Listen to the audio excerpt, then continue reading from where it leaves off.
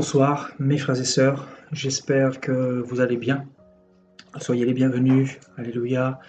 Au nom de notre Seigneur Jésus-Christ, je suis content d'être avec vous pour partager la parole, alléluia. Avant de commencer, j'aimerais que nous tous, nous puissions prier notre Dieu afin de lui confier cet enseignement, alléluia. Père, au nom de Jésus-Christ, merci pour ton amour, ta grâce, ta fidélité. Seigneur, nous voulons que toute la gloire te soit rendue, Seigneur, parce que c'est toi que nous voulons voir encore ce soir, parce que tu es un grand Dieu, parce que tu nous donnes la vie, le souffle de vie, parce que tu nous donnes la connaissance et la révélation. Merci pour ton Esprit Saint, Seigneur. Merci de prendre toute la place, de disposer nos cœurs, Seigneur. Merci pour ta parole qui est la vérité et qui nous affranchit encore.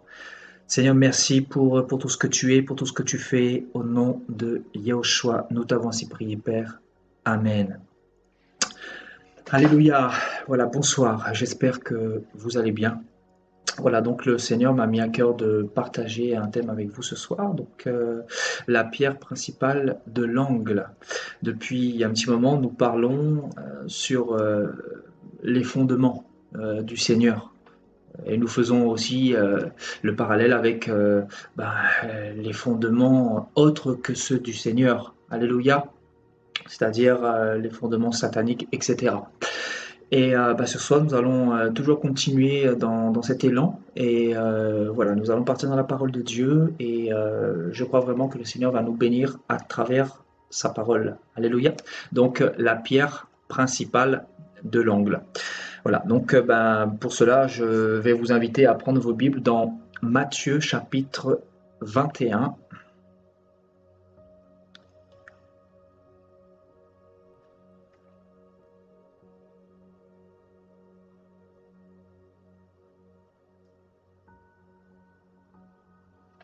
Voilà, Matthieu au chapitre 21. Et nous lirons à partir du verset 42.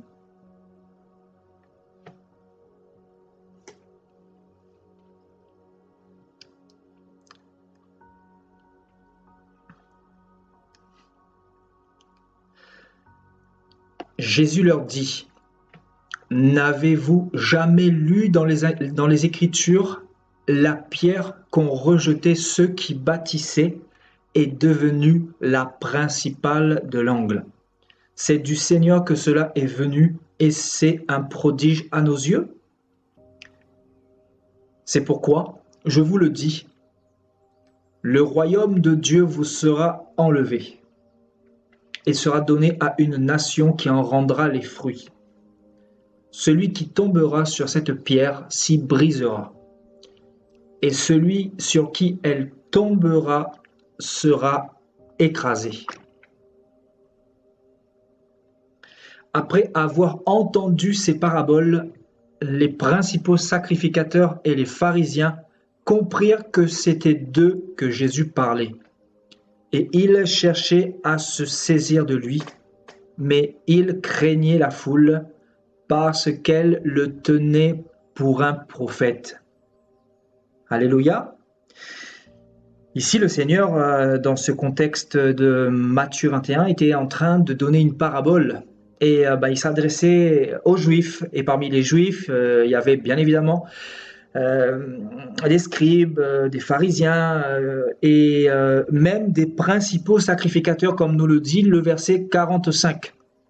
Et le Seigneur va dire un certain nombre de choses et on nous dit que les principaux sacrificateurs et les pharisiens, donc les Juifs, vont se sentir visés d'une parole qui a eu du mal à passer dans leur pensée. Et le Seigneur va dire quelque chose d'assez fort. Donc, d'où le thème de ce soir, la pierre principale de l'angle. Voilà, donc pour ceux qui étaient présents samedi dernier, nous avons étudié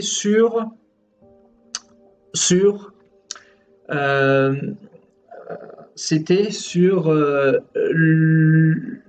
la restauration du fondement initial. Voilà, depuis un petit moment, on est en train de parler du fondement du Seigneur.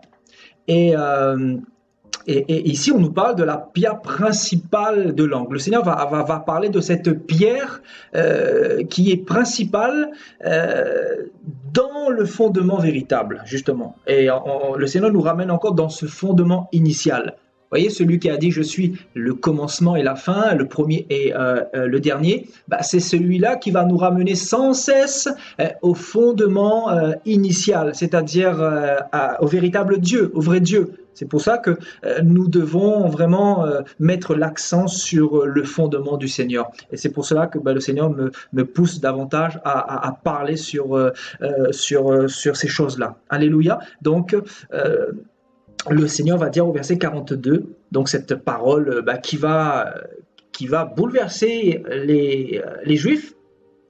Il va dire « N'avez-vous jamais lu dans les Écritures la pierre qu'ont rejetée ceux qui bâtissaient est devenue la principale de l'angle ?» Et ici, le Seigneur fait référence à une prophétie donnée par David au Xe siècle avant sa venue. C'est-à-dire 1000 ans avant la venue de Jésus-Christ, le roi David va prophétiser ce passage-là. Alléluia. Et notamment, nous retrouvons ce verset dans le psaume 118, au verset 22 exactement. Donc ici, le Seigneur va faire que reprendre ce qui a été prophétisé. Donc le Seigneur est venu, au moment où il parlait, accomplir les Écritures. Il est venu accomplir les Écritures. Et là, dans ce contexte de Matthieu 21, il est venu accomplir le fait que les religieux, les juifs, les principaux sacrificateurs, les pharisiens allaient rejeter la pierre qui est la principale de l'angle. Et ici, quand on nous parle de pierre, bien évidemment, il est question du fondement initial, encore une fois. Vous voyez, donc c'est vraiment la continuité de tout ce que l'on a vu samedi dernier et mercredi de la semaine dernière. Vous voyez, donc le Seigneur parle vraiment de cette pierre qui a été depuis le commencement. Vous voyez, et le Seigneur va dire que cette pierre-là a été prophétisée par David qu'elle sera rejetée, littéralement.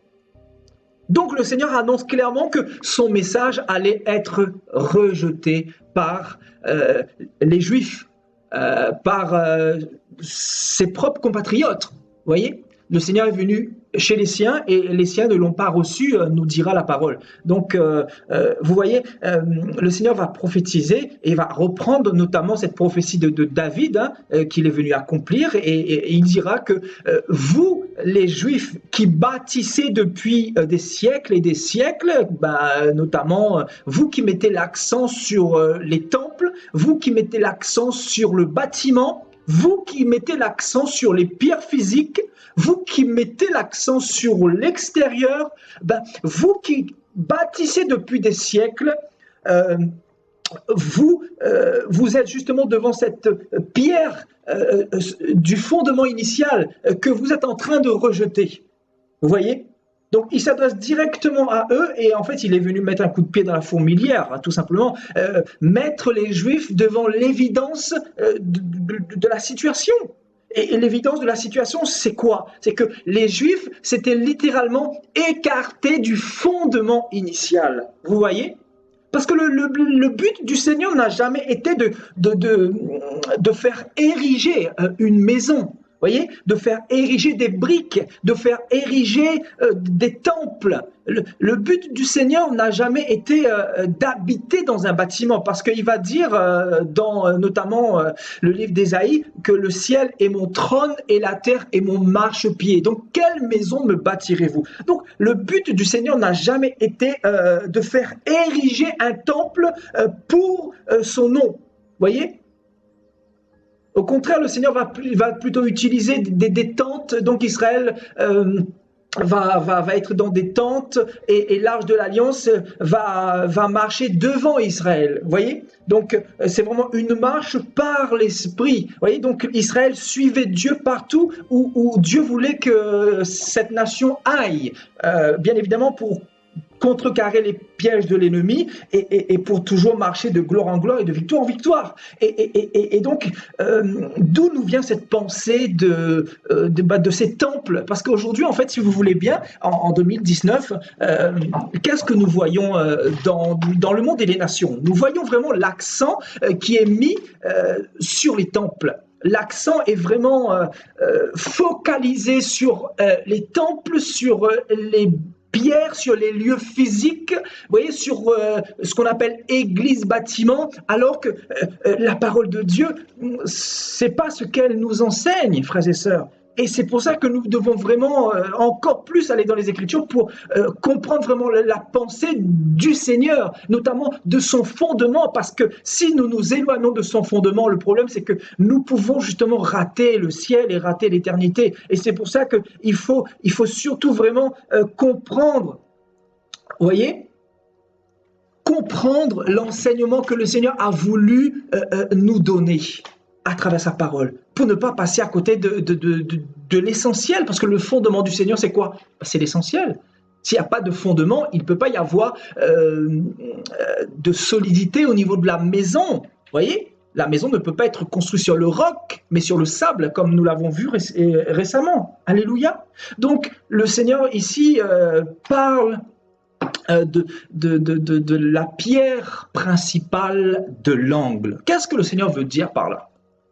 Alléluia. Bien évidemment, il parle, il fait référence au véritable fondement, c'est-à-dire le fondement que nous avons énuméré récemment. Donc le fondement basé sur la sanctification, sur la justice, sur l'équité, sur la fidélité, sur la foi, sur toutes ces choses, bien évidemment. Mais qu'est-ce que le Seigneur veut dire par là? Le Seigneur s'adresse directement ici à ceux qui avaient le cœur tourné vers des temples bâtiments, vers des briques. Et le Seigneur va leur dire ici, la pierre qu'ont rejeté ceux qui bâtissaient. Donc le Seigneur dit clairement que c'est lui qui est cette pierre, hein, c'est lui qui est venu apporter cette pierre inébranlable. Et cette pierre représente encore une fois le fondement véritable. Donc ça, je pense qu'on peut le noter au tableau avant de commencer. Amen.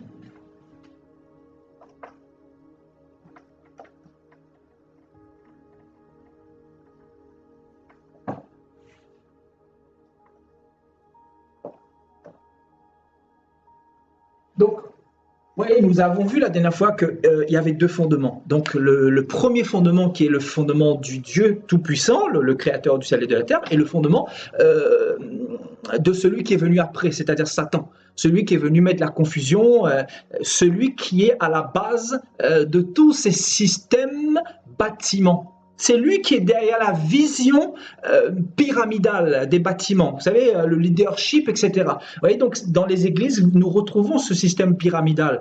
Et dans l'esprit des chrétiens, nous retrouvons également cette pensée de bâtiment. Vous savez, l'accent est mis sur le bâtiment, c'est-à-dire si les gens ne vont pas dans l'assemblée, ils vont avoir la culpabilité parce qu'on leur a fait croire, on leur a formaté l'esprit bien comme il faut depuis le commencement de leur vie chrétienne, que Dieu se trouvait dans les bâtiments, que Dieu se trouvait à l'église, que Dieu se trouvait avec le pasteur ou le prophète ou l'apôtre, alors que ce n'est pas l'enseignement que Dieu nous a donné. Vous comprenez? Donc Satan est venu vraiment pour éloigner les chrétiens du véritable fondement. Le diable est venu avec des fausses doctrines pour éloigner les chrétiens que nous sommes de la véritable pierre angulaire, c'est-à-dire le véritable fondement qui sauve et qui donne la vie éternelle. Voyez, donc c'est pour ça que nous devons vraiment comprendre l'enseignement de ce que le Seigneur nous a donné ici, notamment, vous savez, dans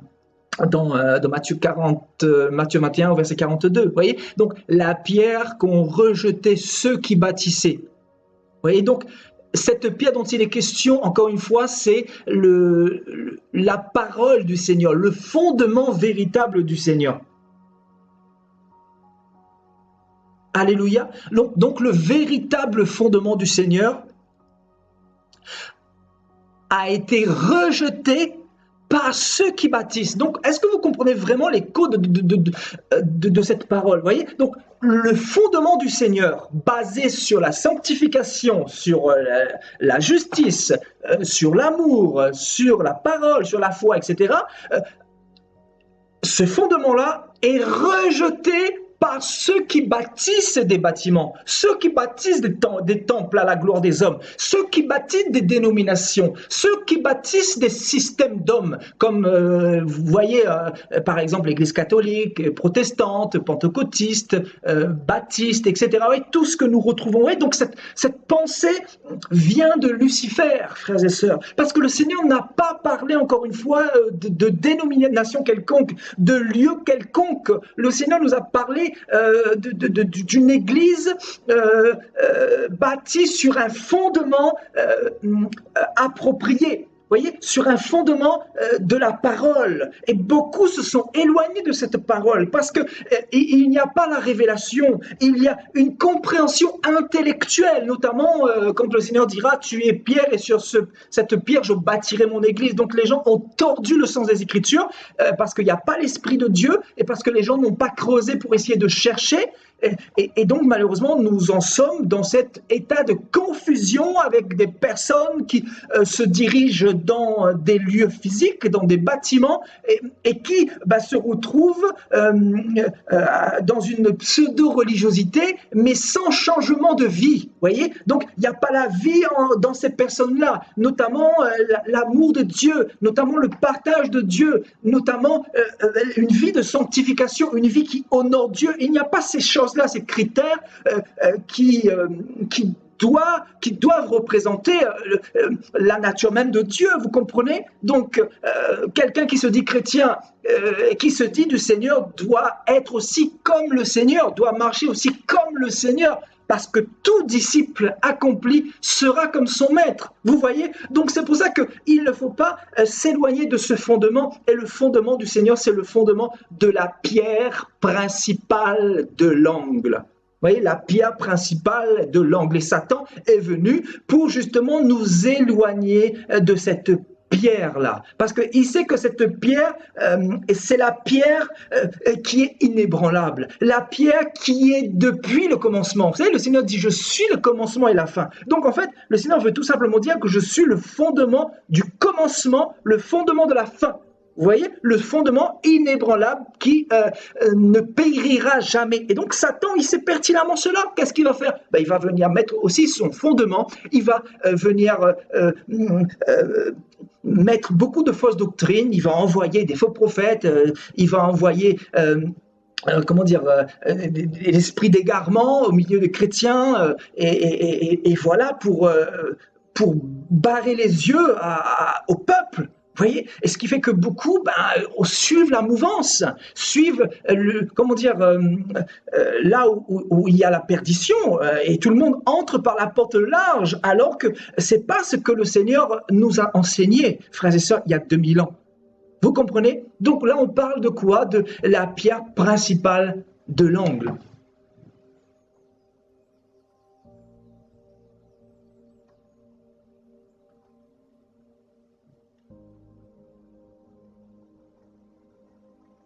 Voyez? Donc, le Seigneur dit « Je suis la pierre principale de ce fondement que vous, les religieux, vous rejetez. » Donc, ce fondement, c'est le fondement du Seigneur, c'est ce que nous avons vu samedi dernier, mercredi dernier, donc sanctification, vous savez, la maison à 4 points, donc qui représente la maison stable, encore une fois équilibrée, la maison basée sur la nature même de Dieu. Donc le Seigneur dit, je suis ce fondement, donc la pierre principale de ce fondement. Et ce fondement-là, vous les religieux, vous rejetez. Parce qu'en réalité, vous préférez bâtir des temples. Vous vous préférez mettre votre propre fondement sans la pierre principale à l'intérieur. Vous préférez établir vos préceptes et agir sans Dieu, littéralement. Vous préférez mettre en place vos systèmes, vos traditions. Vous préférez littéralement vos traditions à la parole de Dieu. Vous mettez plus en avant votre tradition que la parole de Dieu. Et c'est ce que le Seigneur dira. Vous voyez ? Le Seigneur dira, mon peuple m'honore des lèvres, mais son cœur est éloigné de moi. C'est en vain qu'il m'honore. Vous voyez, bon, parce qu'il y a le fondement avec la pierre angulaire, parce que ici c'est la pierre angulaire, encore une fois.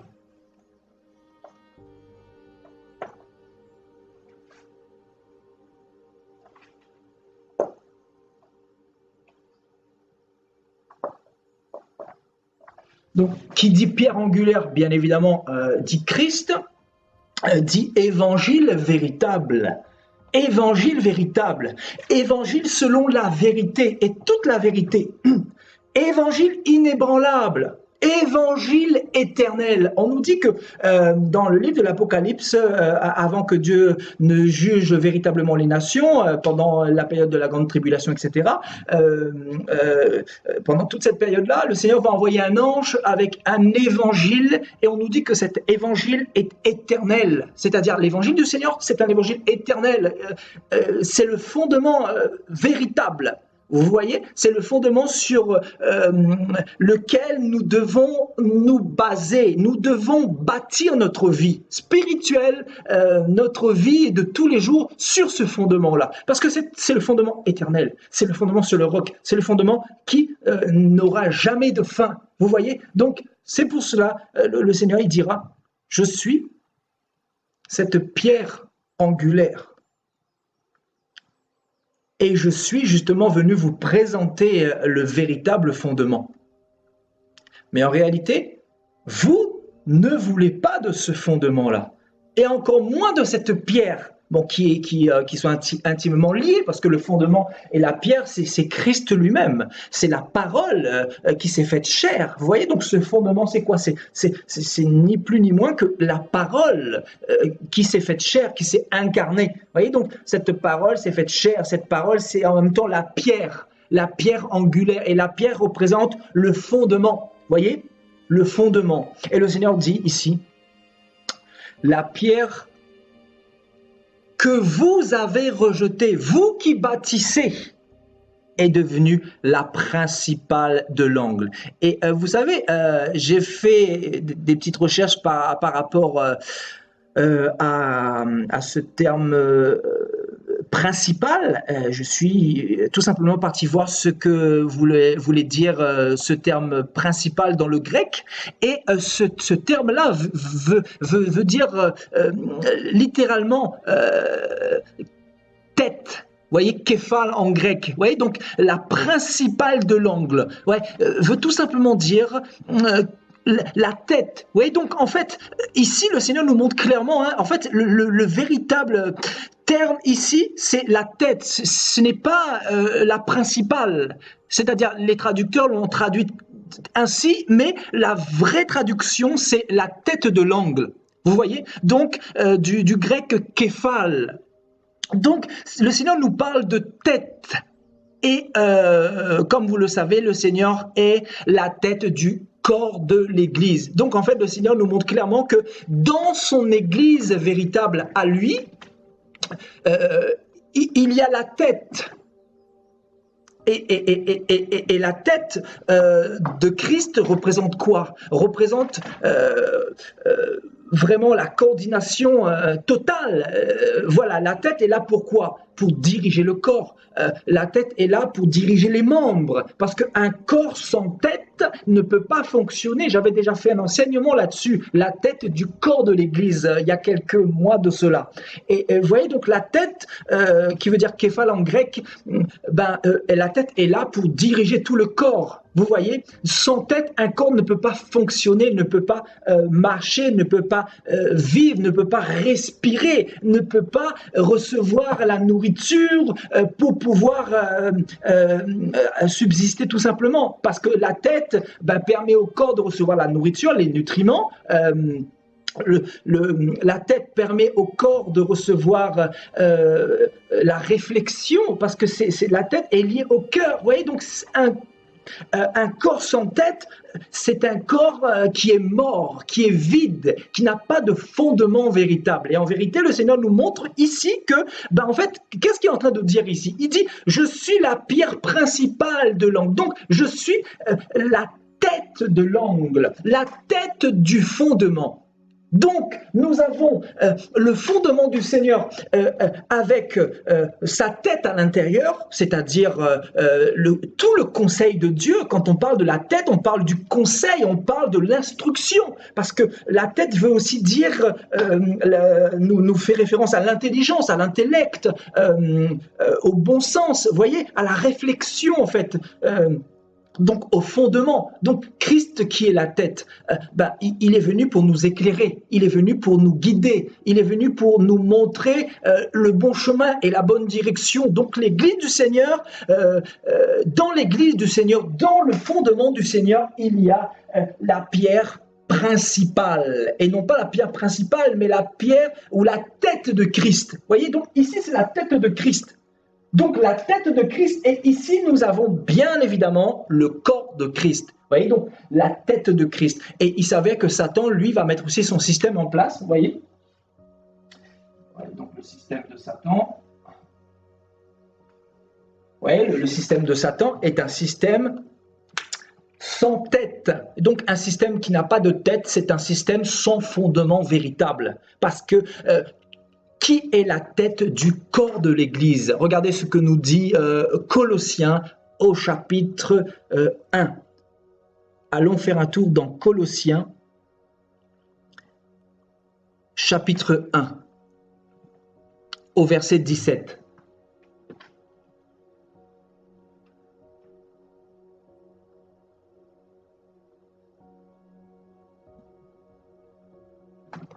Il est avant toute chose, et toute chose subsiste par lui ou en lui. Il est la tête du corps de l'Église. Waouh! Et vous voyez, c'est le même terme grec. Hein. C'est pour ça qu'il faut vraiment aller dans le grec pour comprendre la parole du Seigneur. Vous voyez, ici, quand Paul dit que Jésus est la tête du corps de l'Église, c'est fort. Paul reprend exactement ce terme grec, képhale, ici, vous voyez, donc la principale. Ici, la principale, en grec, veut tout simplement dire képhale, c'est la tête de l'angle. Ce n'est pas la principale de l'angle, c'est la tête de l'angle. Vous voyez, regardez ici.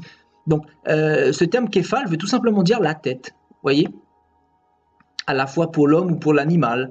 Vous voyez, donc métaphorique, tout ce qui est suprême, saillant, un chef. Donc le chef de ce fondement, c'est Christ.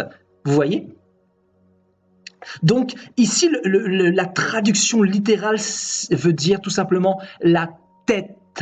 Donc ce n'est pas la principale. La principale veut tout simplement dire, c'est une manière de dire que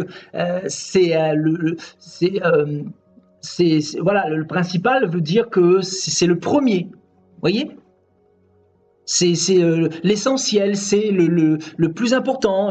Voilà, Christ doit être dans le fondement pour être sauvé, pour que les chrétiens puissent être sauvés. Vous voyez? Donc on nous dit que Jésus est la tête du corps de l'Église. Donc c'est très fort ici. Donc Jésus, qui est la pierre angulaire de ce fondement que nous venons de voir au tableau, en réalité, sa tête habite dans le fondement. Vous voyez? Vous comprenez? Sa tête réside dans le fondement. Et c'est pour ça que ceux qui sont à Christ marchent comme Christ, vivent comme Christ, pensent comme Christ, respirent comme Christ, reflètent la gloire comme Christ, marchent dans la vérité comme Christ, vivent une vie de sanctification comme Christ, honorent Dieu comme Christ a honoré Dieu. Vous comprenez? Ceux qui se retrouvent dans ce fondement, dans le fondement où la tête de Christ y est, donc encore une fois, la tête représente le conseil de Dieu. Vous voyez, la tête dirige le corps. Donc, nous sommes le corps de Christ, nous dit la parole. Et nous aurons l'occasion de voir également un peu plus bas dans Colossiens 1. Vous voyez donc, Jésus qui est la tête, il est là pour tout simplement nous diriger. C'est pour ça que vous allez voir, d'un côté, les chrétiens qui vont marcher comme la parole de Dieu les enseigne, de marcher. Et de l'autre côté, vous allez voir l'église de Babylone, donc l'église de Satan, marcher en dehors du contexte de la parole ou différemment de ce que la parole demande. C'est-à-dire, ils vont fixer plutôt, ces chrétiens-là vont plutôt fixer leur regard sur les temples, sur les assemblées physiques, sur les briques, sur les pasteurs, les bishops. Vous voyez, ils n'auront pas de fondement véritable. Leur fondement ne sera pas basé sur Christ, mais sur la médiation humaine, sur le temple. Et le jour où il n'y a plus de temple, là c'est complètement le naufrage. Ces chrétiens-là deviennent orphelins. Tout simplement parce que on leur a tellement formaté l'esprit, on leur a dit que si vous ne fréquentez pas une assemblée locale, vous ne pouvez pas être sauvés. Vous voyez, c'est un raisonnement démoniaque, babylonien et luciférien. Vous voyez, c'est un raisonnement qui vient de l'enfer. Vous savez pourquoi? Pour emprisonner les chrétiens, pour prisonnier les chrétiens, voyez, pour rendre prisonniers les chrétiens, pour empêcher les chrétiens d'aller dans les nations et faire des disciples. Vous voyez, c'est vraiment une doctrine diabolique pour asservir, voilà le mot que je recherchais, asservir les chrétiens. Vous voyez, pour tenir les chrétiens sur une chaise tous les dimanches et on met de la colle super glue pour que les chrétiens ne sortent jamais de là. Tous les dimanches, ces chrétiens doivent être fidèles au pasteur parce que c'est le pasteur, c'est mon pasteur, c'est mon prophète, c'est mon apôtre. Ouais, c'est une vision complètement démoniaque. Et le Seigneur s'adressait aux religieux de l'époque, mais le Seigneur s'adresse également à tous les religieux de cette génération. Et le Seigneur dit que lui qui est le fondement véritable, lui qui est la tête du véritable fondement. Mais en réalité, beaucoup ont rejeté ce fondement-là. Beaucoup ont rejeté cette pierre angulaire.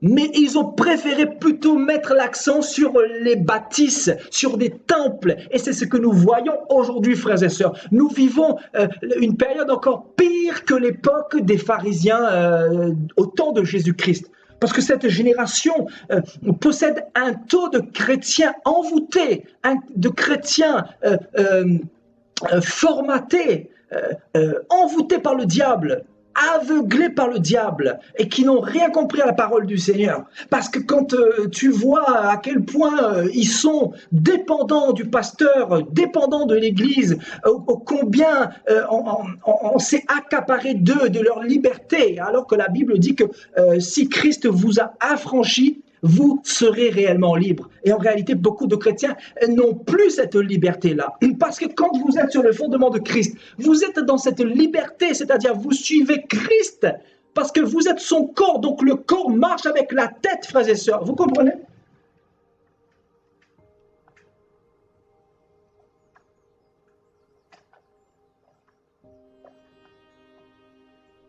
Vous voyez donc, le corps marche avec la tête.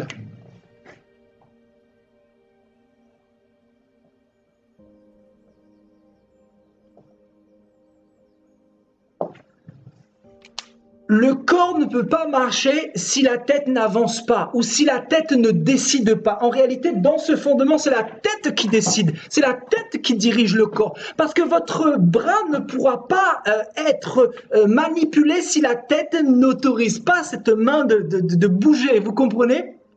Les jambes ne peuvent pas se mettre en mouvement si la tête ne les y autorise. Vous comprenez ? Tout vient de la tête en réalité. C'est la tête, la direction générale de ce fondement-là. Et ce fondement, bien évidemment, c'est le fondement du salut, le fondement basé sur Christ, sur Yehoshua, Mashiach, notre Dieu, notre Seigneur, qui est lui-même la pierre angulaire. Vous comprenez? Tandis que dans ce système-là, c'est un système tout simplement où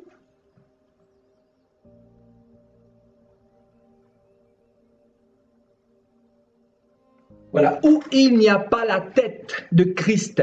C'est un système sans tête, sans fondement. Vous voyez, là où il n'y a pas la tête, il n'y a pas la lumière. Vous comprenez, il n'y a pas la lumière. Pourquoi? Parce que la Bible dit que nous devons veiller sur nos yeux plus que tout, parce que les yeux éclairent tout le corps. Donc, en réalité, c'est Christ qui nous éclaire. Et Christ nous éclaire, pourquoi? Parce qu'il est la tête, vous comprenez? C'est pour ça que Christ nous guide, nous dirige, nous dit ce qu'il faut faire et ce qu'il ne faut pas faire, ou ce qu'il ne faut plus faire. Quand nous nous convertissons à lui, quand nous décidons d'adhérer à son fondement, parce que ses yeux dirigent le corps, et nous sommes le corps de Christ, nous dira 1 Corinthiens chapitre 12. Vous voyez? Nous sommes l'Église du Seigneur, et l'Église du Seigneur est composée de tous les membres, du pouce, de l'index, etc., de la main, du coude, des épaules, du dos, du ventre, du dorsal, des genoux, des cuisses. Vous voyez, tout ça, ça forme le corps de Christ. Et en réalité, c'est une harmonisation, et l'un ne va pas sans l'autre. Vous voyez, donc Christ veut que nous soyons attachés à lui, et que ça soit sa volonté qui sera faite en réalité. En fait, quand la Bible dit que quand vous priez, dites que ta volonté soit faite, Père. En réalité, oui, que la volonté de la tête soit faite, parce que c'est la tête qui dirige le corps, ce n'est pas la main qui dirige la tête. Vous comprenez? Ce n'est pas les jambes qui dirigent la tête, mais c'est la tête qui dirige les jambes. C'est la tête qui décide, c'est la tête d'où viennent toutes les décisions radicales pour le fonctionnement du corps. Et la tête est liée au cœur. En réalité, c'est Christ qui est le cœur, qui est le centre, qui est la tête, qui est celui qui décide, celui qui nous conduit.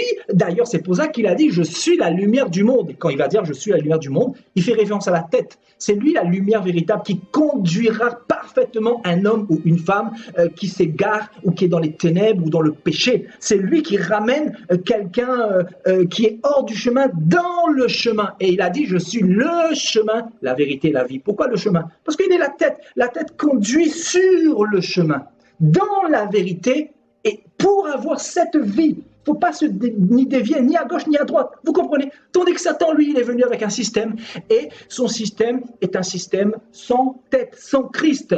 C'est un système sans Christ, sans pierre angulaire. La pierre angulaire, c'est Christ. La pierre principale. Et la pierre principale, nous avons vu dans le grec képhal, qui veut tout simplement dire tête. Donc Jésus, dans le fondement du Seigneur, depuis 2000 ans, Jésus doit se trouver dans ce fondement-là. Parce que si nous prétendons suivre cette Bible-là et que Christ ne se trouve pas dans ce fondement, notre fondement ne pourra pas subsister. Notre fondement va tout simplement s'effondrer sur le long terme. Parce que notre vie chrétienne doit être basée sur Christ, sur la parole de Christ, sur la saine doctrine, sur la vérité, sur la sainteté, sur les principes de Dieu, sur l'amour et sur toutes ces choses-là. Et si nous nous éloignons de ce fondement-là, le fondement devient tout simplement un fondement bâti sur des briques. Babylone, c'est quoi? C'est les briques. Les briques.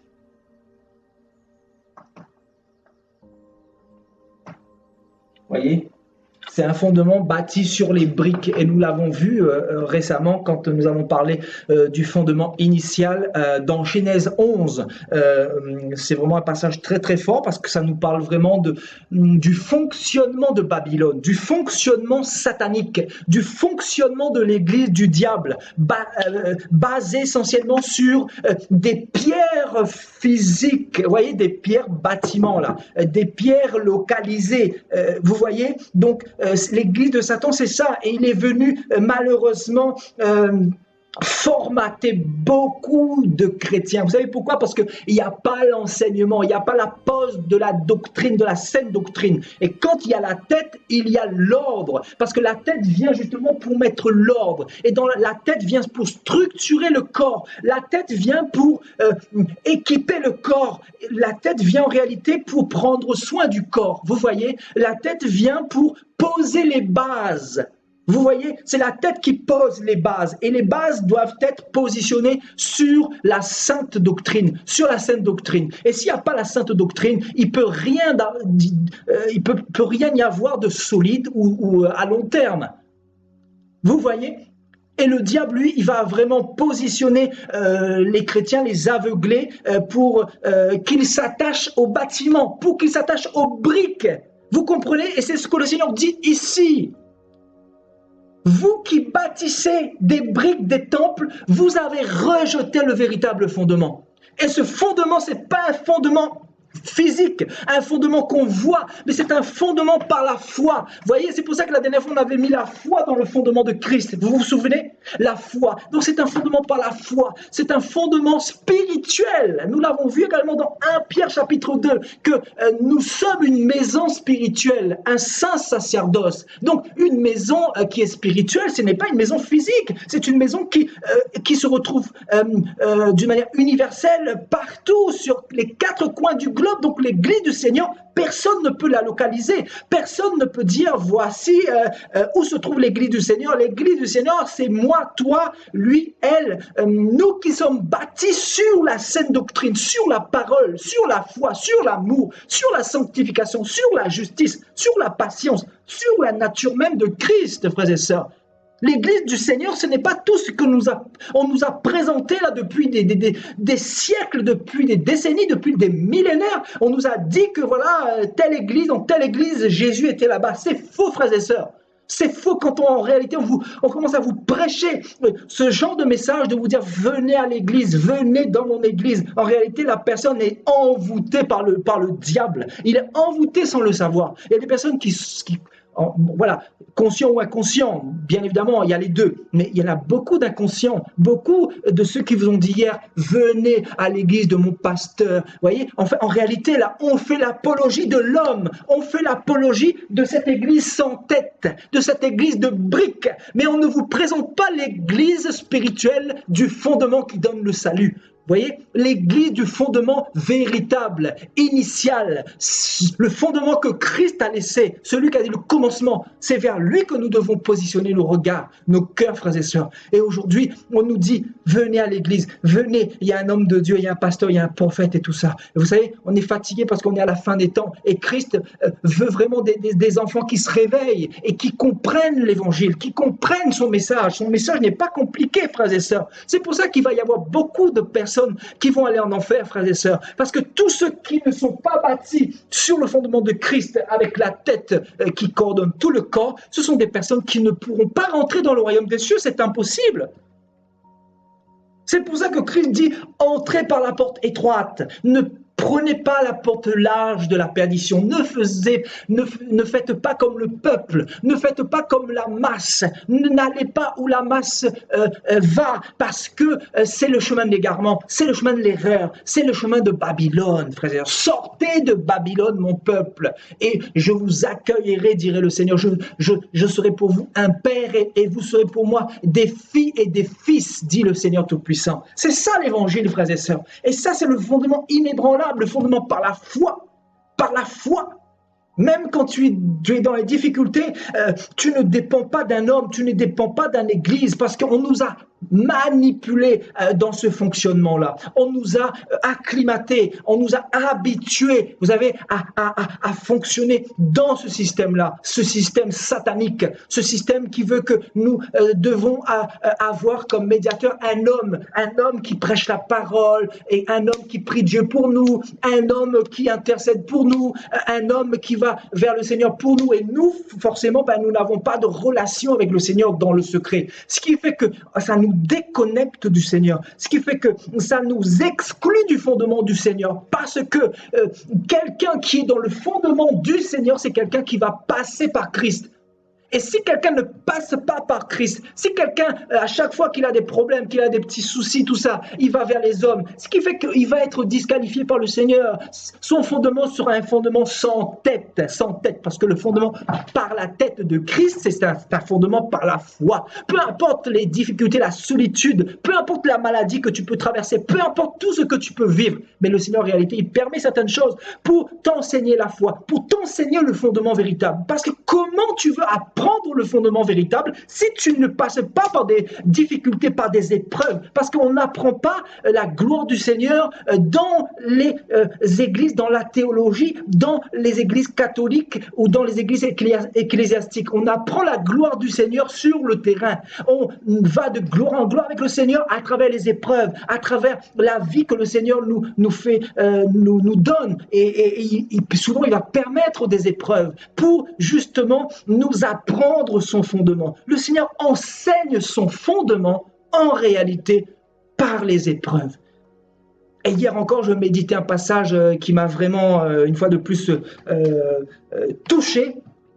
Et je me suis dit, mais waouh, Paul disait dans 2 Corinthiens 11, après avoir énuméré tout ce qu'il a subi comme épreuve, il dira que voilà, il a été battu, il était en péril, il a reçu des coups des Juifs, il était parmi les faux frères, il va dire un certain nombre de choses, et ensuite il va se plaindre au Seigneur, et le Seigneur lui dira ma grâce te suffit, car ma puissance s'accomplit dans ta faiblesse. Ma puissance s'accomplit dans ta faiblesse. C'est pour ça que dans ce fondement de Christ, où Christ, sa tête est au centre et sur le corps là, nous devons comprendre que si nous marchons avec ce Dieu-là, il y aura des épreuves. Et les épreuves, en réalité, c'est pour nous tailler, c'est pour nous forger, c'est pour nous enseigner à marcher dans la foi.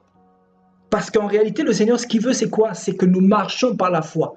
Et dans la foi, frères et sœurs, il peut y avoir l'incertitude. Mais nous devons toujours ne pas nous mettre hors du chemin de la foi. Parce que la foi, ça fait partie du fondement du Seigneur, la foi. La Bible dit clairement que si quelqu'un ne marche pas par la foi, il ne peut pas être agréable à Dieu. Vous comprenez? Donc, c'est pour ça que ceux qui se démarquent, en fait, ceux qui plaisent à Dieu, ceux qui sont utilisés par Dieu, ceux qui font la différence en réalité dans ce monde, ce sont ceux qui marchent par la foi, et peu importe ce qu'ils peuvent traverser, peu importe ce qu'on peut dire d'eux, peu importe les tribulations qu'ils peuvent traverser, mais en réalité ce sont des personnes qui n'abandonnent jamais parce qu'ils ont mis une chose dans leur tête, ils ont compris quelque chose, c'est que ce Dieu-là, il faut quoi qu'il arrive marcher par la foi, et peu importe ce que les gens peuvent dire, peu importe si tous peuvent être contre eux, vous voyez, mais du moment que Christ est pour eux, ils vont se vraiment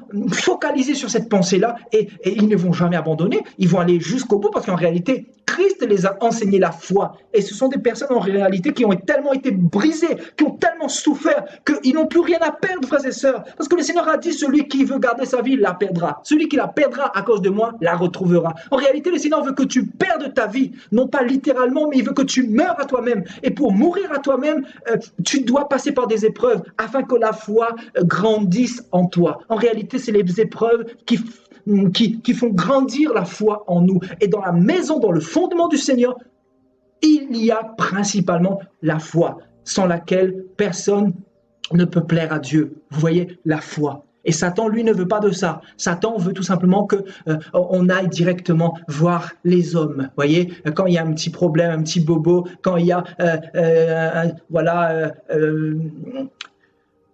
de l'incrédulité, une incompréhension, voilà, les gens vont directement vers les hommes, vont directement vers les temples, vers les églises, rechercher quoi? Recherchez l'onction, recherchez la guérison, recherchez, et ce sont des personnes la plupart du temps qui ne sont pas guéries parce qu'ils n'ont pas compris ce que le Seigneur veut transmettre. Le Seigneur, avant de guérir quelqu'un, il veut aussi enseigner cette personne. Il veut instruire cette personne. Parce qu'en réalité, le Seigneur peut te guérir chez toi. Le Seigneur peut enlever ta maladie, peut enlever tes problèmes, tes douleurs. Il peut tout faire. Il est tout puissant. Mais en réalité, il va permettre un certain nombre de choses pour que tu apprennes comment il fonctionne et ce qu'il attend de toi. Parce qu'en réalité, il ne veut pas que tu restes là. Il veut que tu ailles plus loin. Il veut que tu avances. Il veut que tu grandisses. Alléluia.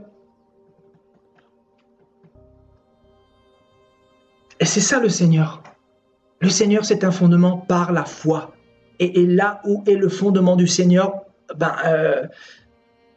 tout est en ordre.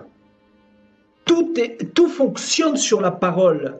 Tout ce qui est écrit dans la parole est mis en pratique. On ne prend pas que ce qui nous arrange. En réalité, dans cette église-là, on prend ce qui nous arrange. L'église de Babylone, l'église de Satan. On va prendre quelques messages sur la sainteté, et ensuite on va prendre les messages sur l'argent, sur la dîme. Vous voyez, on va mélanger la confusion totale. C'est ça l'église du diable, c'est la confusion. Les chrétiens sont envoûtés, les chrétiens sont asservis. C'est-à-dire, ils ne sont pas libres, ils dépendent des briques parce qu'on les a inscrits sur le registre du pasteur, sur le registre de l'Église. Mais en réalité, beaucoup ne sont pas inscrits dans le livre de vie, ne sont pas inscrits dans le livre de Jésus, du Seigneur Dieu d'Israël. Pourquoi? Parce que les personnes ont mis leur confiance dans l'homme. Le Seigneur dira, maudit celui qui met sa confiance dans l'homme. Parce que qui est l'homme? Qui est l'homme, frères et sœurs? Qui est l'homme? L'homme est un bout de poussière de 70 ans. Il paraît et aussitôt il s'envole parce que il est que de passage sur la terre. Pourquoi se focaliser sur l'homme?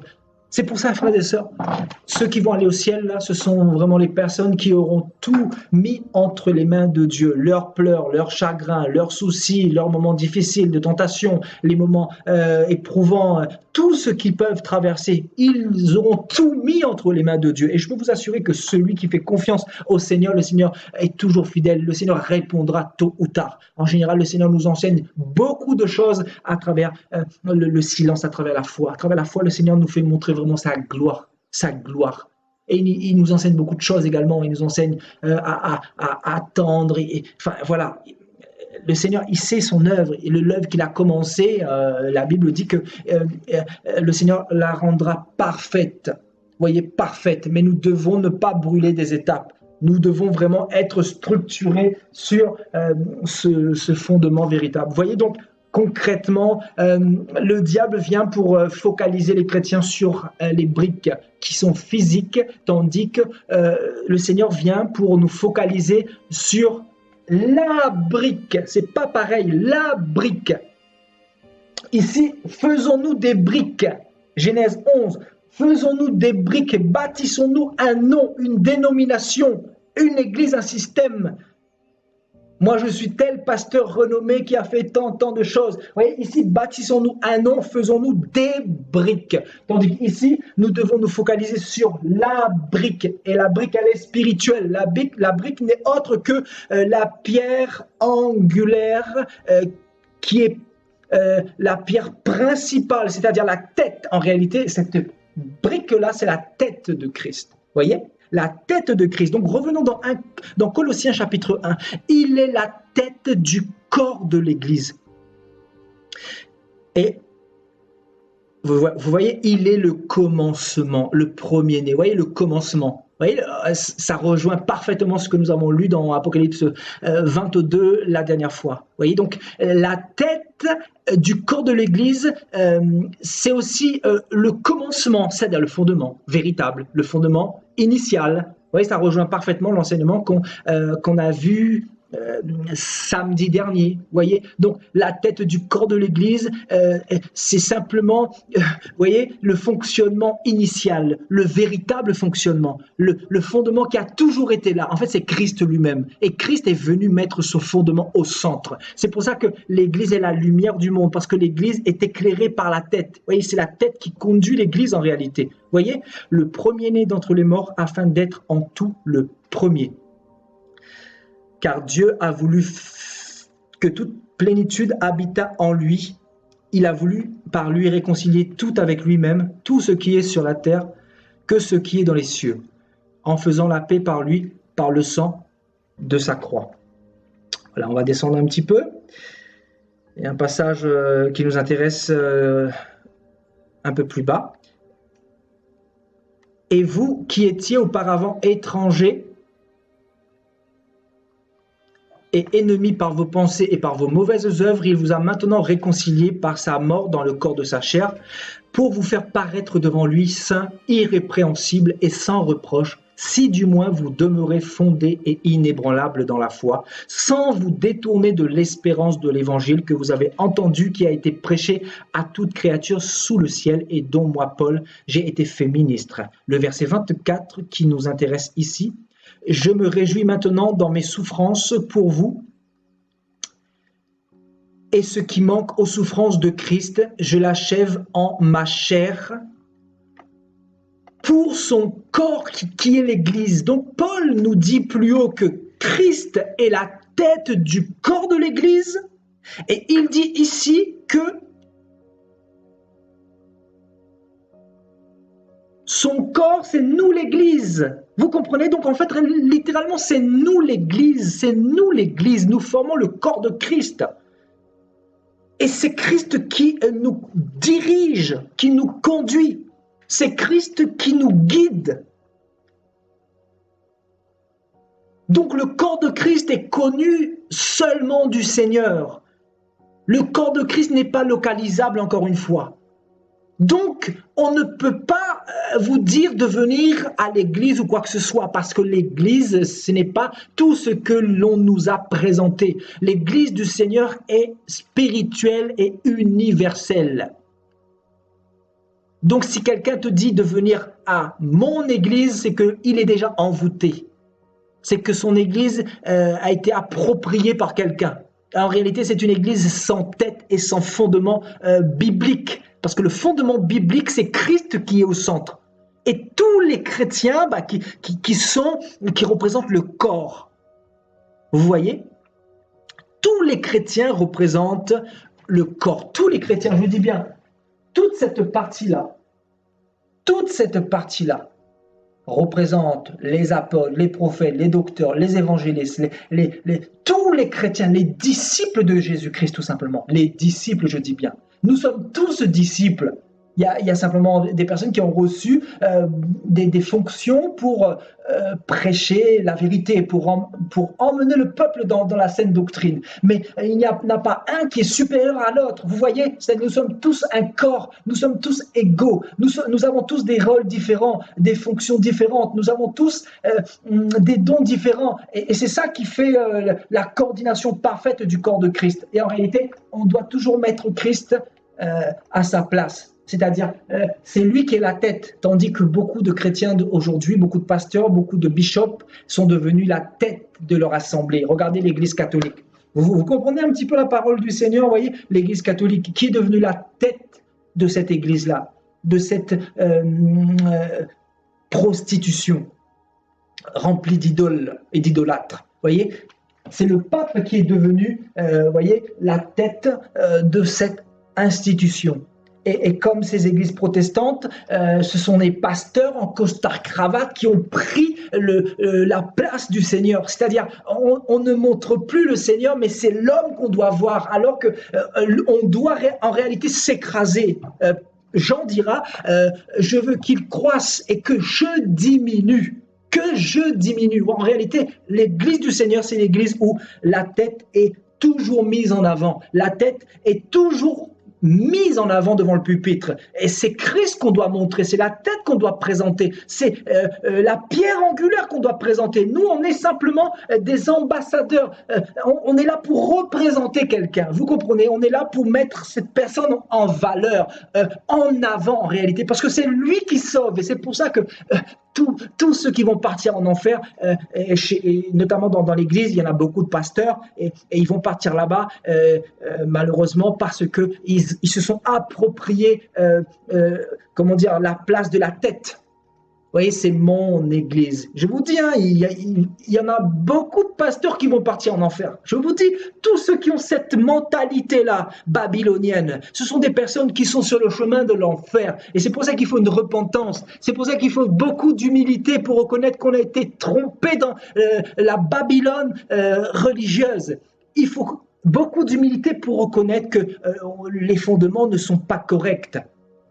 Le Seigneur, il ne partage pas sa gloire à un autre, ni son honneur aux idoles. Vous voyez, il ne partage pas sa gloire. En réalité, beaucoup de pasteurs, de prophètes se sont accaparés de la gloire de Dieu.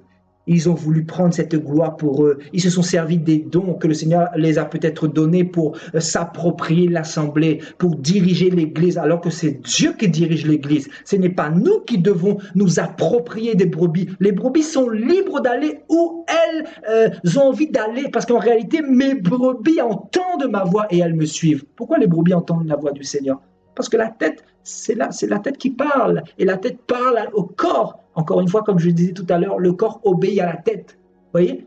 Les membres ne peuvent pas bouger si la tête ne demande pas aux membres de bouger. Vous comprenez? Donc forcément, c'est Christ qui doit être au centre, et c'est ça l'Église du Seigneur. Et c'est dans cet évangile-là, frères et sœurs, qu'il est malheureusement difficile d'avancer aujourd'hui en 2019, parce qu'il y a tellement de confusion, il y a tellement de prostitution, il y a tellement de désordre, et franchement, pour se démarquer de tous ces systèmes-là, en fait, il faut tout simplement en sortir.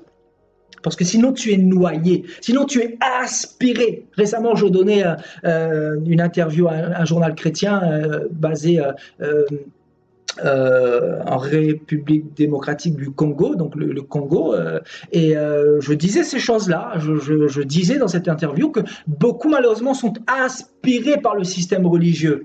Ils ont été aspirés par le système religieux, et c'est ce que nous voyons aujourd'hui. C'est pour ça que le Seigneur nous demande de sortir de Babylone. Il faut sortir.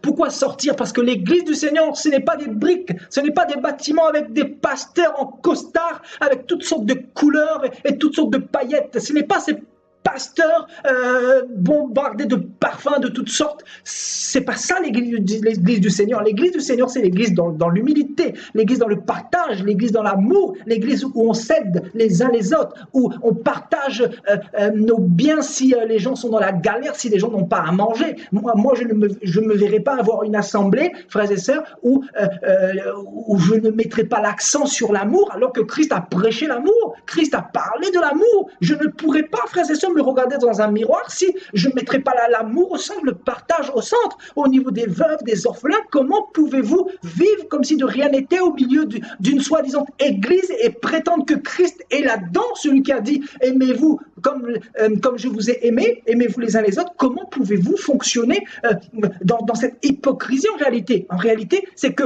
la tête n'est plus là et que vous avez mis votre amour dans les briques, dans votre propre gloire, dans votre propre construction, évolution. En réalité, Christ est sorti de là. Parce qu'en réalité, quand on commence à s'approprier des églises, le problème c'est que Christ s'en va. Christ s'en va. C'est pour ça qu'il n'y a plus la gloire de Dieu. C'est pour ça qu'il n'y a plus la puissance de Dieu. C'est pour ça qu'il n'y a plus des guérisons. C'est pour ça qu'il n'y a plus, frères et sœurs, le parfum de Christ. Je vous dis la vérité. Vous partez dans des églises, les démons ne tremblent pas. Et moi, j'ai vu certaines églises comme ça où voilà, j'ai expérimenté des choses et je ne comprenais pas. Des fois, je me dis, mais Seigneur, je suis pourtant normal. Et pourquoi des fois il y a des réactions chez le démon? Tu te dis, waouh, il te voit, c'est comme si que voilà. Tu te dis, mais pourtant, tu n'étais qu'un homme.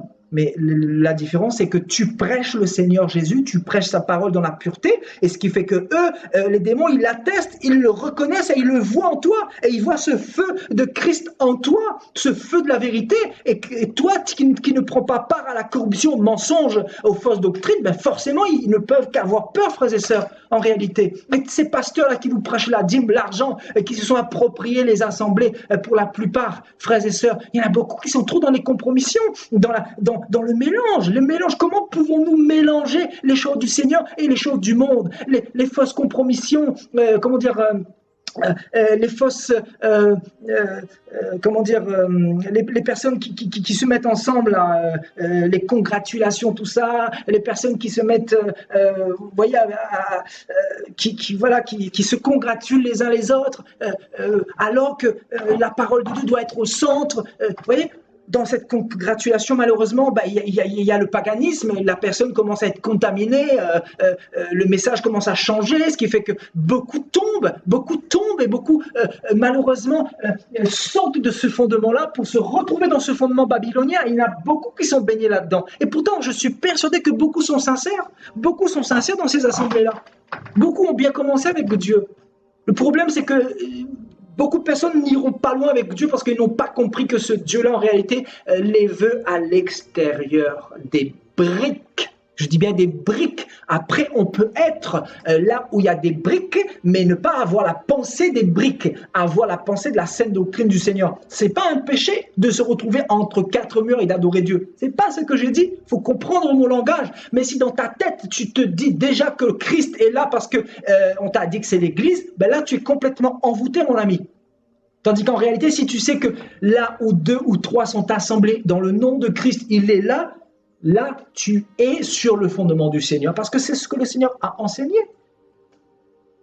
Donc, si tu vas dans une assemblée, ce n'est pas pour entendre la prédication d'un pasteur, en réalité. C'est pour entendre l'enseignement donné par Christ à travers le pasteur. Parce que le pasteur doit être rempli du Saint-Esprit pour te donner l'oracle qui vient de Dieu. Parce que lui, en réalité, c'est un instrument. Il n'est pas là pour dire ce que lui, il veut, mais il est là pour être sensible à ce que Dieu veut transmettre au peuple. Et c'est ça qui est important, l'importance d'être conduit par Dieu, par son esprit. Oui, ce soir, je dis beaucoup de choses et le Seigneur, voilà, il parle de pas mal de choses ce soir et voilà. C'est tout simplement parce que il y a trop de désordre, il y a trop de confusion et encore une fois parce que le diable s'est approprié de tellement de chrétiens, parce que les chrétiens n'ont pas la connaissance de leur identité, la connaissance véritable des Écritures, la révélation. Et la révélation, c'est quoi? La révélation, c'est que c'est Christ qui est la pierre véritable, la pierre sur laquelle nous devons être bâtis. C'est Christ, frères et sœurs, et non pas les systèmes physiques. Donc que personne ne vous condamne, que personne ne mette la pression sur vous, parce que vaut mieux perdre un ami, un très bon ami, vaut mieux perdre toute une assemblée et que ces personnes se tournent contre toi et que tu gagnes le ciel que le contraire. Parce que tu risques de perdre le ciel à cause du sentimentalisme et beaucoup sont dans les sentiments. Beaucoup sont dans les sentiments, je vous assure. Et il y en a beaucoup qui ont des difficultés à sortir de Babylone. Vous savez, couper le cordon là, parce qu'on leur a donné du lait, vous savez, le cordon ombilical branché avec la maman, la mère, la grande prostituée en réalité, le système de Babylone. Vous voyez, couper le cordon là, c'est difficile parce que la grande prostituée veut donner le lait à ses enfants, le lait de la prostitution, vous voyez, le lait de la corruption, le lait du mensonge, le lait démoniaque, le lait de cette fondation erronée basée sur des briques et des temples, vous voyez, alors que la vie des gens ne change pas. Vous voyez, donc c'est difficile. Quand vous êtes dans le sentimentalisme et tout ça, couper le cordon, c'est pas facile. Mais au bout d'un moment, il faut choisir ce qu'on veut. Il faut choisir ce qu'on veut, frères et sœurs.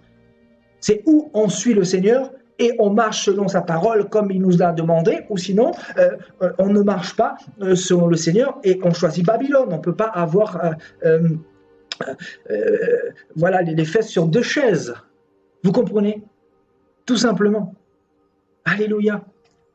Donc, Paul nous dit que son corps, le corps de Christ, c'est l'Église. Alléluia. Alléluia, gloire à Dieu. Et donc voilà, on va continuer, on va partir vous voyez, dans Matthieu 16. Oui, Matthieu 16, le Seigneur dira quoi à Pierre? Donc, Jésus, reprenant la parole, lui dit, tu es heureux, Simon, fils de Jonas, car ce ne sont pas la chair et le sang qui t'ont révélé cela, mais c'est mon Père qui est dans les cieux. Et le verset 18, et moi je te dis que tu es Pierre, et sur cette pierre je bâtirai mon église, et que les portes du séjour des morts ne prévaudront point contre elle. Et moi je te dis que tu es Pierre, et que sur cette pierre je bâtirai mon église. Frères et sœurs, la parole du Seigneur est devenue une pierre d'achoppement pour beaucoup, comme vous le savez. Vous savez, la Bible nous parle de cette pierre d'achoppement, n'est-ce pas, hein? Le Seigneur nous dit quoi ici? Voilà, le Seigneur est devenu un rocher de scandale, n'est-ce pas? Vous voyez, on nous dit que celui qui tombera sur cette pierre, on va revenir dans un instant ici. Mais positionnons-nous là-dessus avant d'aller plus loin. Voyez, sur cette pierre, je bâtirai mon église. Donc, cette pierre, nous l'avons vue au tableau, n'est-ce pas? Cette pierre, c'est quoi? La révélation que Pierre a reçue, c'est quoi? C'est que sur ce fondement, parce que la parole du Seigneur ne se contredit pas, n'est-ce pas? Alléluia. Le Seigneur est venu avec un fondement qui n'est pas un fondement humain, qui n'est pas un fondement physique, mais c'est un fondement spirituel, un fondement par la foi. C'est le fondement qu'il nous a donné. Vous voyez, il ne nous a pas dit de faire ou d'ériger des temples et des églises, de mettre des systèmes et des dénominations en place. C'est pour ça que beaucoup, quand ils vont se retrouver devant Christ,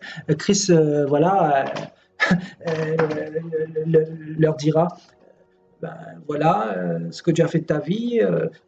Est-ce que dans ma parole, il est écrit que tu dois être protestant ou tu devais être protestant sur la terre? Est-ce que dans ma parole, il est écrit que tu dois être témoin de Jéhovah selon la secte des hommes? Est-ce que dans ma parole, il est écrit que Dieu est catholique? Que Dieu se trouve dans les statuts, etc. Voilà les questions que Dieu va nous poser au jugement dernier, frères et sœurs. Non, mais ça va être terrible. Waouh. Enfin, j'arrive même pas à imaginer. J'imagine simplement une seule seconde, j'ai des frissons. Vous voyez ce que je veux dire? Voilà, je suis déjà apeuré parce que moi-même, je veux vraiment tout faire pour vraiment paraître pur devant lui. Donc, imaginez tous ceux qui ont fait vraiment le contraire de ce que la parole de Dieu leur demandait. Franchement, ça va être chaud. Franchement, ça va être chaud. Je sais pas qu'est-ce que ces personnes-là vont me dire au jour du jugement. Ils vont dire, mais Seigneur, voilà, ils pourront pas dire que je savais pas, parce que la parole de Dieu leur a été donnée. Ils pourront pas dire, oui, mais j'ai écouté mon pasteur. Le Seigneur leur dira, oui, et ma parole, tu as plus écouté les hommes que ma parole. Et ils pourront pas dire que, Seigneur, je ne savais pas tout simplement. Parce que le Seigneur va vraiment juger sur la base de sa parole, comme nous le dit Jean chapitre 12 au verset 48. Vous voyez, au dernier jour, Jésus dira, ce n'est pas moi qui vous jugera, mais c'est ma parole qui vous jugera. Alléluia. Alléluia. Donc, la pierre ici, sur laquelle Christ veut bâtir, c'est bien évidemment le fondement. Et le fondement, c'est tout ce que l'on a vu samedi dernier, encore une fois, la sanctification, la vérité, la justice, l'amour, voilà, et toutes ces choses-là. Alléluia. Oui, et que les portes du séjour des morts ne prévaudront point contre elles. Vous voyez? Et revenons un petit peu sur Matthieu 21. Matthieu 21. Et on nous dit, c'est pourquoi je vous le dis, le royaume de Dieu vous sera enlevé. Vous voyez, le Seigneur dit clairement que beaucoup n'entreront pas dans le royaume de Dieu. Et le Seigneur parle de qui ici? Il nous parle de ceux qui bâtissent, hein, n'est-ce pas? Et regardez, il parle de qui ici? Il dit, la pierre qu'ont rejetée ceux qui bâtissaient est devenue la principale de l'angle. Donc ceux qui bâtissent, ce sont qui? Ce sont les religieux, bien sûr. Ce sont ceux qui ne marchent pas selon la parole de Dieu. Vous voyez? Donc c'est pour ça le royaume de Dieu vous sera enlevé et sera donné à une nation qui en rendra les fruits. Les fruits. Une nation qui en rendra les fruits. Donc le Seigneur dira quoi? On reconnaît un arbre à ses fruits. Et comment aussi avoir du discernement dans nos assemblées aujourd'hui? Il faut regarder les fruits. Ce n'est pas les dons spirituels qu'il faut regarder, frères et sœurs. Ce n'est pas aux dons spirituels. C'est vraiment au comportement du pasteur. Est-ce que ce pasteur est un modèle? Est-ce que ce pasteur a l'amour de Jésus? Est-ce que ce pasteur est dans le partage? Est-ce que le pasteur donne de sa personne, de son temps, même de son argent? Comment fonctionne ce pasteur? Est-ce que son pasteur a de la compassion pour les brebis? Est-ce que ce pasteur a le cœur de Jésus? Vous voyez, comment fonctionne ce pasteur? Est-ce que ce pasteur a les fruits de Christ en lui, les fruits de l'esprit? Vous voyez, la patience, tout ça, la maîtrise de soi, c'est toutes ces choses-là qu'il faut regarder. Et dans le fondement du Seigneur Jésus-Christ, là où il y a la tête, là où il y a la pierre, il y a les fruits, frères et sœurs. Alléluia. Les fruits. C'est très, très important. Et c'est les fruits qui nous donnent justement le discernement entre ces deux systèmes-là. Bien évidemment, mis à part le fait que ici, c'est bâti sur la foi, et ici, c'est bâti sur des briques. Et ça aussi, vous avez aussi un aspect pour avoir le discernement sur les deux systèmes. Alléluia, c'est très très important. Parce qu'encore une fois, Christ ne se trouve pas dans les briques, là, dans les systèmes qu'on nous a présentés dans les églises. Vous voyez, donc une nation qui en rendra les fruits. Et le verset 44, c'est vraiment pour trancher là, c'est fort ce que dit le Seigneur. Celui qui tombera sur cette pierre s'y brisera. Et celui sur qui elle tombera sera écrasé. Le Seigneur dit, vous voyez, qu'il y a des personnes qui vont tomber sur cette pierre. Et effectivement, c'est ce que nous venons de lire. Ici, vous voyez, on a lu ça...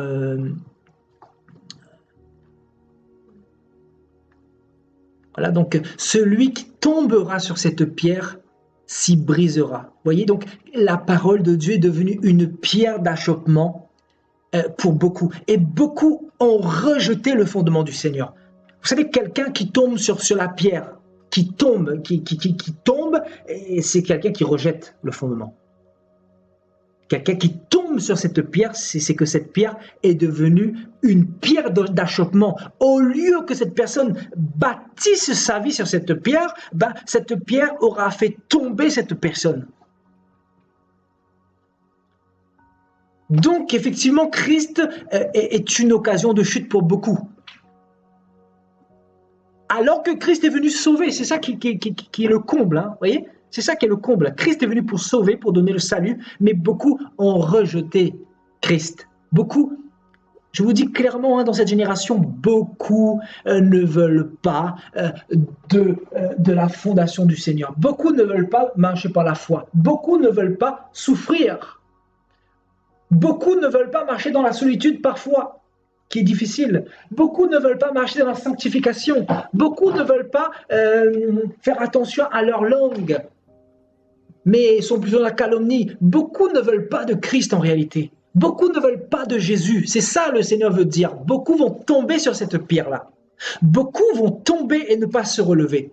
Parce qu'en réalité, ils ont mis leur cœur sur l'autre fondement, c'est-à-dire babylonien, vous voyez, ce fondement sur l'hypocrisie, ce fondement sur l'apparence, sur la fidélité à mon pasteur le dimanche, la fidélité à mon église locale. Vous voyez, donc c'est plus fidèle à Jésus, mais fidèle à mon pasteur ou à mon église ou à ma dénomination ou à mon assemblée. Et malheureusement, beaucoup sont dans ce cas de figure. Beaucoup, frères et sœurs, allez en Afrique. Je ne dis pas qu'en Afrique, il y en a aussi ici, mais allez en Afrique, vous allez voir le nombre d'églises dans la corruption, le nombre d'églises contaminées, frères et sœurs.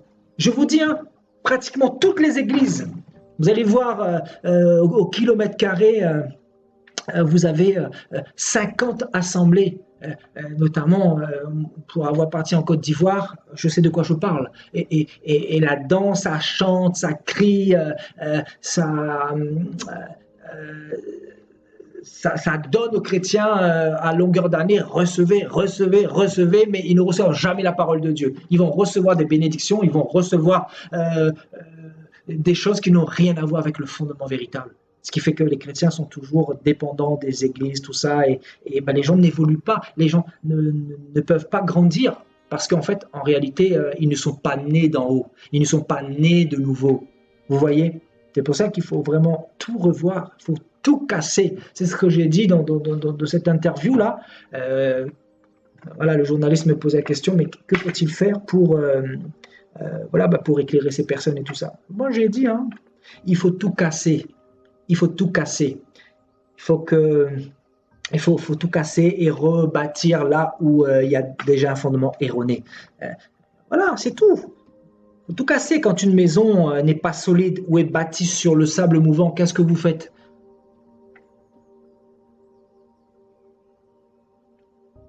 Le mieux, c'est de tout recasser et de reconstruire sur le roc. On ne peut pas rafistoler tout ça, essayer d'arranger des choses alors que le fondement est pourri. On ne peut pas. On ne peut pas embellir quelque chose qui n'a pas de fondement solide. En réalité, il faut tout casser et il faut tout refaire. Parce qu'en réalité, la conversion n'est pas une conversion ordinaire, mais une conversion authentique. C'est ça que Christ veut.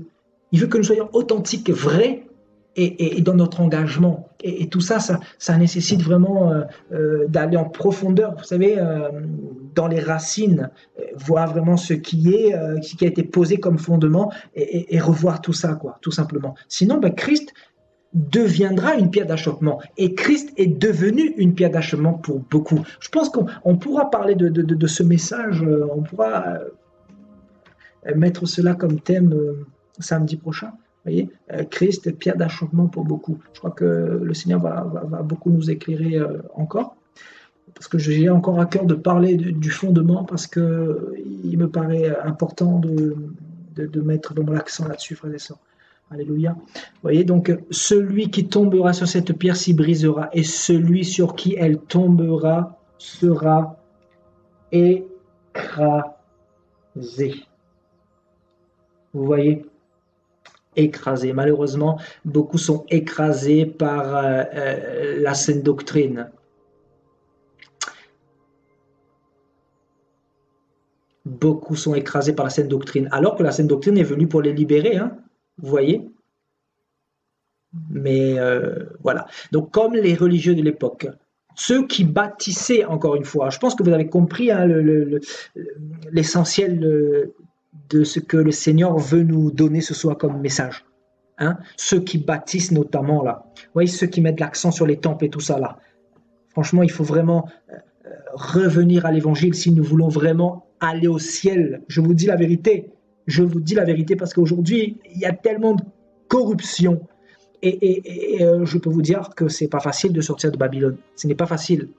Mais c'est possible avec l'aide du Seigneur. Et je pense que Dieu vous ouvre aussi l'intelligence à travers les enseignements qu'il nous donne pour que nous puissions vraiment avoir l'assurance que c'est lui qui nous donne ces messages à travers sa parole. Parce que c'est sa parole qui parle ici. Ce n'est pas un homme. Vous voyez, là on parle de la parole de Dieu. Alléluia. Alléluia, gloire à Dieu. Donc, allons dans Hébreux 3. Ici, voilà, on va lire à partir du verset 5. Pour Moïse, il a été fidèle dans toute la maison de Dieu comme serviteur pour rendre témoignage de ce qui devait être annoncé. Mais Christ l'est comme fils sur sa maison. Et sa maison, c'est nous. Sa maison, c'est nous. Hein, c'est un verset qui est devant nos yeux. Alors pourquoi je vous pose la question, pourquoi les pasteurs vous disent venez à la maison de Dieu? En réalité, quand un pasteur a ce langage, encore une fois, la maison qu'il vous parle là, ce n'est pas la maison de Dieu, c'est la maison de Satan. Ce n'est pas la maison de Dieu. Lui, il est envoûté par le diable. Il est envoûté par Babylone. Parce qu'un enfant de Dieu ne peut pas avoir ce langage. Je ne peux pas comprendre cela. La personne est envoûtée, il faut prier pour elle, il faut lui présenter l'évangile, on condamne personne, mais il faut que cette personne change de mentalité.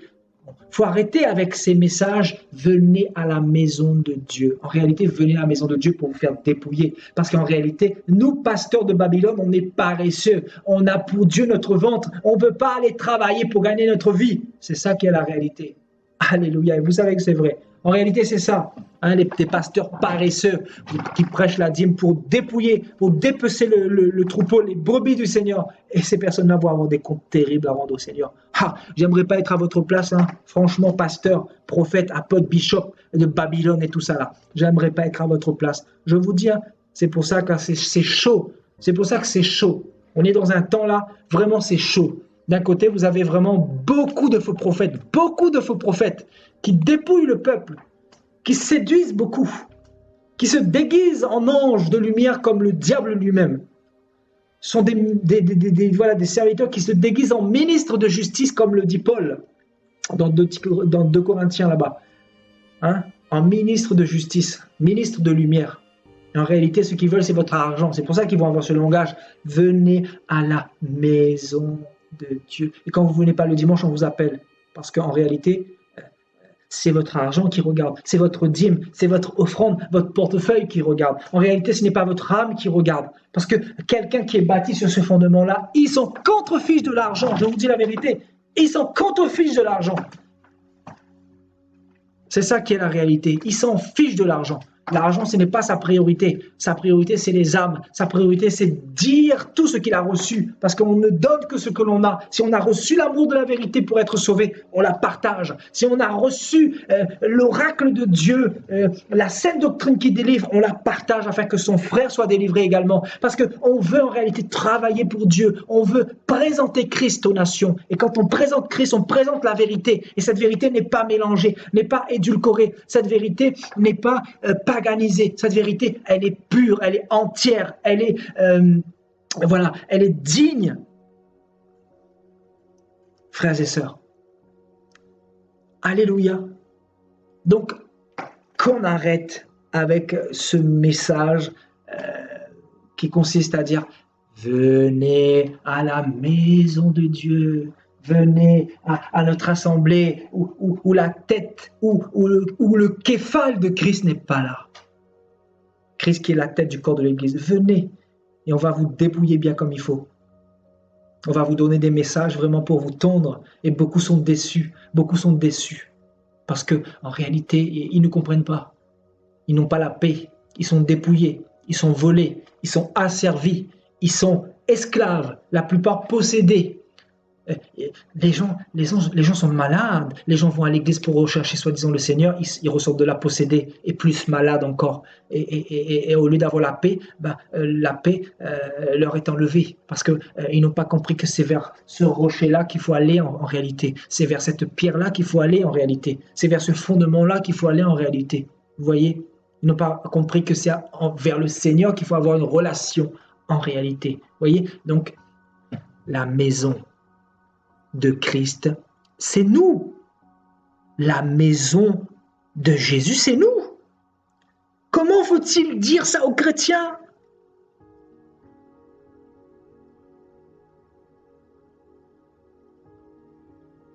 Comment faut-il dire cela aux chrétiens? Dans quel langage il faut vous dire? En fait, ceux qui ne sont pas de Dieu ne vont jamais comprendre, en fait. Ils ne vont jamais comprendre. Parce qu'ils ont rejeté la parole au profit de leur tradition, au profit du message de leur pasteur. Vous comprenez? Ici, ce passage dans Hébreux 4 est pourtant clair, net et précis. On nous dit, sa maison, c'est nous. Donc, à quelle maison devons-nous encore aller? Quelle maison? Alléluia. Et l'auteur aux Hébreux dit « pourvu que nous retenions jusqu'à la fin ». Pourvu que nous retenions jusqu'à la fin la ferme confiance et l'espérance dont nous nous glorifions. Vous voyez, jusqu'à la fin. Le problème, c'est que beaucoup n'ont pas retenu l'évangile jusqu'au bout et ils ont craqué au bout d'un moment parce que la pression est tellement énorme. Vous voyez, la pression est tellement énorme. Il y a tellement de pasteurs qui ont ce langage erroné. Venez à l'église. Parce que souvent, vous êtes seul dans la solitude ou vous êtes dans des épreuves et vous aimeriez être accompagné de frères et sœurs et chanter, c'est une réalité. Qui aimerait pas de temps en temps être avec des frères et sœurs, etc. Mais le problème, voilà, il y a telle une pression et beaucoup craquent. Voyez, beaucoup craquent sous la pression parce que les gens finissent par croire que les hommes ont raison alors que c'est la parole de Dieu qui a raison. Voyez, donc l'Épître aux Hébreux nous dit pourvu que nous retenions jusqu'à la fin. Vous voyez, c'est fort, hein? Jusqu'à la fin. Jusqu'à la fin, la ferme confiance et l'espérance dont nous nous glorifions. Oui, ce n'est pas histoire de 10 ans, de 20 ans, c'est jusqu'à la fin. Vous voyez que la parole de Dieu nous délivre, que la parole de Dieu nous libère encore, frères et sœurs, pour que nous puissions nous accrocher à Dieu, à son Esprit Saint, à sa parole et être dans son fondement et aller jusqu'au bout de notre engagement avec lui. Alléluia. Et ce verset-là, nous l'avons vu également la dernière fois, mais je vais relire parce que vraiment elle est très forte et elle conclut très bien tout ce que nous avons pu voir comme message depuis tout à l'heure. Donc 1 Pierre chapitre 2 verset 4, approchez-vous de lui, pierre vivante. Vous voyez, donc les pierres, encore une fois, sont des pierres vivantes. Vous voyez, ce n'est pas les pierres mortes comme les églises bâtiments. Vous voyez, donc encore une fois, ça rejoint l'enseignement du Seigneur, hein, rejeté par les hommes. Hein, voilà, ceux qui bâtissent, bien sûr, mais choisis et précieuses devant Dieu. Et vous-même comme des pierres vivantes. Vous voyez, donc Pierre dit bel et bien que les chrétiens sont des pierres vivantes. Des pierres vivantes et non pas des pierres mortes. Donc, édifiez-vous pour former une maison spirituelle. Vous voyez, la maison est spirituelle. Donc, l'église du Seigneur, ce n'est pas physique, ce n'est pas localisable. Donc, soyons délivrés, encore une fois.